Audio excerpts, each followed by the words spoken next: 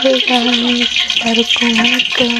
இன்னைக்கான வீடியோ என்னன்னு பார்த்தீங்கன்னா, தக்காளி தொக்கு செய்யறது தான் பார்க்க போகிறோம். இது எல்லாருக்கும் தெரியும். நீ என்ன புதுசாக சொல்கிறீ அப்படின்னு கேட்டிங்கன்னா, இது எங்கள் வீட்டில் இதுதான் நாங்கள் ஸ்டைலாக செய்வோம். அது நாங்கள் சொல்கிறேன்.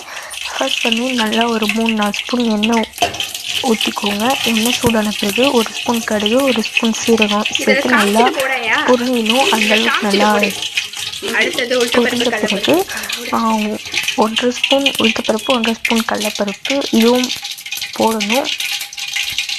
நிறைய பேர் உளுத்தப்பருப்பு கடலைப்பருப்பு போட மாட்டாங்க. பட் நாங்கள் உளுத்தப்பருப்பு கடலைப்பருப்பு போடுவோம்.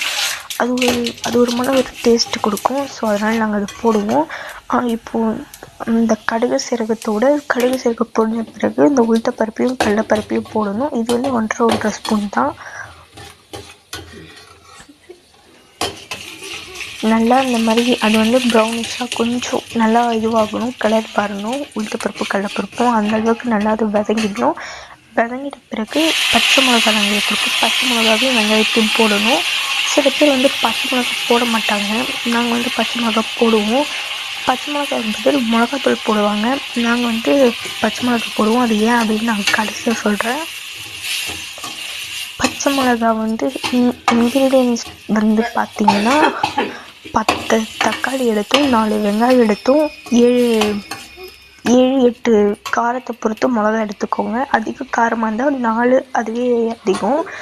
எங்களது காரம் கொஞ்சம் கம்மி. ஸோ அதனால் ஒரு 7-8 பச்சை மிளகா எடுத்திருக்கோம். தக்காளி சின்னதாக இருக்குது அப்படின்றதுனால சின்ன தக்காளி, அதனால நாங்கள் 10 தக்காளி எடுத்துருக்கோம். அதுவே பெரிய தக்காளி அப்படின்னா ஒரு 5 இல்லைன்னா 6 அவ்வளோ தக்காளியே போதும். நாங்கள் 5 பேருக்கு சமைக்கிறனால, ஸோ அதனால் நாங்கள் 10 தக்காளி, குட்டி குட்டி தக்காளின்றனால 10 எடுத்தோம். அதுவே பெருசாக இருந்தால் 5 பேருக்கு சமைக்கிறீங்கன்னா அப்படின்னா ஒரு 6-7 தக்காளியே போதும். மற்றபடி ஒரு 4 பேர் 3 பேர்னால் அதுக்கேற்ற மாதிரி கம்மி பண்ணி சமைச்சிக்கோங்க. இப்போது இந்த வெங்காயமும் பச்சை மிளகாவும் நல்லா வதங்கணும். அப்பப்போ கரண்டில் குத்தி விடுங்க. அது சரியாக இதுவாகலைன்னா நல்லா வதக்கணும். அது கொஞ்சம் கலர் நல்லா ஒரு கோல்டன் கலர் வரணும். அது வரைக்கும் நல்லா வதக்கிக்கோங்க. பச்சை மிளகாவையும் வெங்காயமும் அந்த எண்ணெய் கொஞ்சம் மேலே இதுவாகவே தெரியணும். பிரிஞ்சு வரும் சொல்லுவாங்க, அந்த மாதிரி நல்லா தெரியணும். அந்தளவுக்கு நல்லா வதக்கணும். நல்லா பொன்னிறமாக வதங்க வேண்டும்.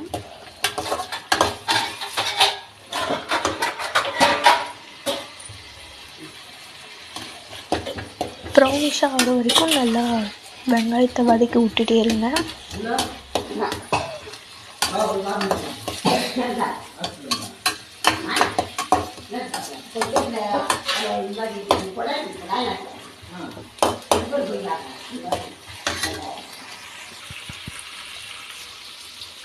இப்போ பார்த்தீங்கன்னா தெரியும், நல்லா கோல்டன் கலர் வந்திருக்கு. இந்த மாதிரி வரணும். அது வரைக்கும் நம்ம நல்லா வதக்கி விட்டுட்டே இருக்கணும், கோல்டன் கலர் வர வரைக்கும். இப்போ பார்த்தீங்கன்னா உனக்கே நல்லா தெரியும், நல்லா கோல்டன் கலரில் நல்லா வந்திருக்கு. இது மாதிரி நல்லா கோல்டன் கலர் வரணும். அந்த அளவுக்கு அதுக்கு நம்ம நல்லா வேக வச்சு நல்லா செய்யணும். உங்களுக்கு பார்த்தா தெரியும் ஆயில் எந்த அளவுக்கு நல்லா வந்திருக்கு அப்படின்ட்டு. இந்த மாதிரி நல்லா வதக்கணும். அப்போ தான் அது தக்காளி தொக்கு நல்லாயிருக்கும் சாப்பிட.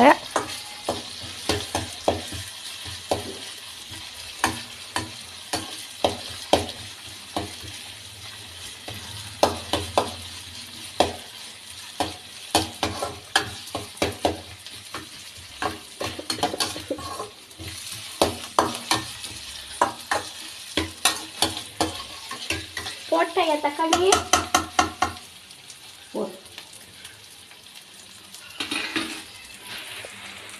ஸோ இந்த மாதிரி நல்லா கலர் வந்துடணும்.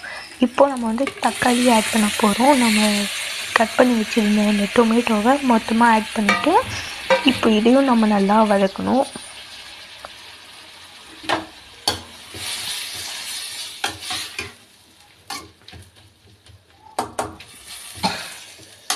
நல்லா தக்காளியும் வெங்காயம் அந்த பச்சை மிளகாய் எல்லாமே நல்லா மிக்ஸ் ஆகிற அளவுக்கு நல்லா வதக்கணும். கலந்து விட்டுக்கிட்டு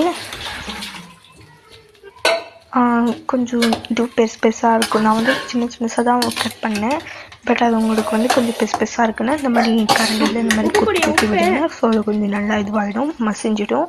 இப்போது இந்த ஸ்டேஜில் வந்து கொத்தமல்லி கருவேப்பிலை கொஞ்சமாக போட்டிருக்கோம். கடைசியாக கூட கொத்தமல்லி கருவேப்பிலை போடலாம், பட் நாங்கள் வந்து இப்போவே போட்டுக்கணும்.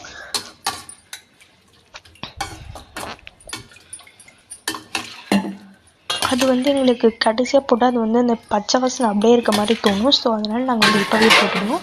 உங்களுக்கு வந்து இல்லை எனக்கு அப்படி தான் பிடிக்கும் அப்படின்னா நீங்கள் வந்து கடைசியாக கூட அந்த கொத்தமல்லி கருவேப்பிலை போட்டுக்கலாம். எங்களுக்கு வந்து அந்த பச்சை வாசனை தெரியும், அதனால நாங்கள் வந்து இப்போவே போட்டுக்கணும். இந்த ஸ்டேஜில் வந்து தக்காளிக்கும் வெங்காயம் அதுக்காக உப்பு போடுறோம். தேவையான அளவுக்கு உப்பு போட்டுக்கின்னு நல்லா கலந்து விட்டுட்டே இருக்கணும். இந்த ஸ்டேஜில் நீங்கள் பச்சை மிளகாய் போடாதவங்க இந்த ஸ்டேஜில் வந்து மிளகாத்தூள் போட்டுக்கலாம். உங்களுக்கு உங்களுடைய அந்த தேவையான அளவுக்கு மிளகாத்தூள் ஆட் பண்ணிக்கலாம். இப்போது மஞ்சள்தூள் ஒரு பிஞ்ச் அளவுக்கு மிளகாத்தூள் போட்டு நல்லா கலந்து விட்டுக்கிட்டே இருக்கணும்.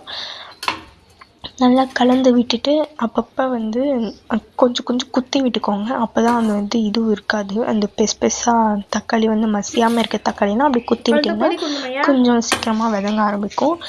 ஸோ அதனால் குத்தி விட்டுக்கோங்க. நல்லா இந்த மாதிரி கலரி விட்டுக்கிட்டே இருங்க. அப்போ தான் அது வந்து கொஞ்சம் மசியும். மசாலாலாம் ஆட் ஆகும். நம்ம போட்ட அந்த உப்பு மஞ்சள் தூள் அதெல்லாமே நல்லா ஆட் ஆகும். இப்போ கொஞ்சம் தக்காளி அது வேகணும். ஸோ அதனால் வந்து நம்ம கொஞ்சம் தண்ணி ஆட் பண்ணிக்கலாம். ஒரு 1/2 கிளாஸ் வாட்டர் இருந்தாலே போதும். அவ்வளோதான். இப்போ வந்து இது கொஞ்சம் நேரம் வந்து நல்லா வேக வச்சிடலாம். பக்கத்துலேயே பார்த்தீங்கன்னா சாப்பாடு வெந்துட்டுருக்கு. இந்த சைடு குழம்பு தக்காளி தொக்கு ரெடி ஆகுது சாப்பாடுக்கு. அப்படியே என்னடா இந்த சைடுன்னு பார்த்தா எங்கள் பாட்டி வந்து களி ஒரு பக்கம் கிளறிட்டு இருந்தாங்க. தெரியுதுங்களா? அதுதான் எங்கள் பாட்டி. களி ஒரு பக்கம் கிண்டிட்டு இருக்காங்க. யார் யாருக்கெல்லாம் களி பிடிக்குமோ அவங்க களின்னு சொல்லுங்கள், கமெண்ட் பண்ணுங்கள். இந்த பக்கம் பார்த்தா அப்படியே குழம்பு வந்து நல்லா கொஞ்சம் சுண்டி இருக்கு. நல்லா கொதி வந்த பிறகு நம்ம இப்படி கலரி விடணும், இல்லைன்னா அடி பிடிச்சிடும். ஸோ நல்லா கலரி விட்டு மறுபடியும் கொஞ்சம் நேரம் வேக வைக்கணும். நல்லா அது வந்து வேகணும் அந்த தக்காளி இது. அப்போ தான் அது வந்து சாப்பிட சொல்ல நல்லாயிருக்கும், இல்லைன்னா ஒரு மாதிரி இருக்கும். இந்த மாதிரி குத்தி விடுங்க. அப்போ தான் இன்னும் கொஞ்சம் சீக்கிரமாக வேக ஆரம்பிக்கும். அப்பப்போ இந்த மாதிரி குத்தி விட்டிங்கன்னா இன்னும் கொஞ்சம் சீக்கிரமாக வேகத்துக்கு நல்லாயிருக்கும்.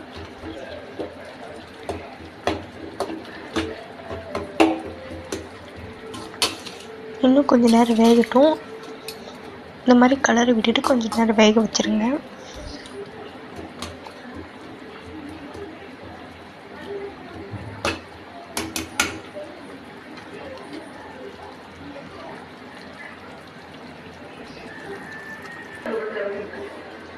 பார்த்தீங்கன்னா தெரியும், தண்ணியெலாம் சுண்டி நல்லா ஒரு இது வந்திருக்கு. இந்த மாதிரி இருக்கணும். அப்போ தான் அது நல்லாயிருக்கும் சாப்பிட்றதுக்கு. இப்போ பார்த்தீங்கன்னா இப்படியே கூட நிறைய பேர் சாப்பிட்லாம். ஆனால் நாங்கள் வந்து என்ன பண்ணுவோம், அந்த பச்சை மிளகாய் எதுக்காக நாங்கள் போட்டோன்னு இப்போ சொல்கிறேன். நாங்கள் வந்து இது வந்து அப்படியே கூட சாப்பிட்லாம். நாங்கள் வந்து கடைஞ்சிடுவோம், கல்சட்டியில் வச்சு கடைஞ்சி சாப்பிடுவோம். அது வந்து இன்னும் கூட நல்லாயிருக்கும். அது மாதிரி ட்ரை பண்ணி பாருங்கள். இதை பாருங்கள், கல்சட்டியில் நாங்கள் போட்டு கடைஞ்சிட்டோம்னா அது இன்னும் நல்லாயிருக்கும். அதனால தான் நாங்கள் பச்சை மிளகாய் போட்டோம், மிளகாத்தூள் பதில். சில பேர் வந்து மிளகாத்தூள் போடுவாங்க. நாங்கள் பச்சை மிளகாய் இந்த கடையிறதுக்காக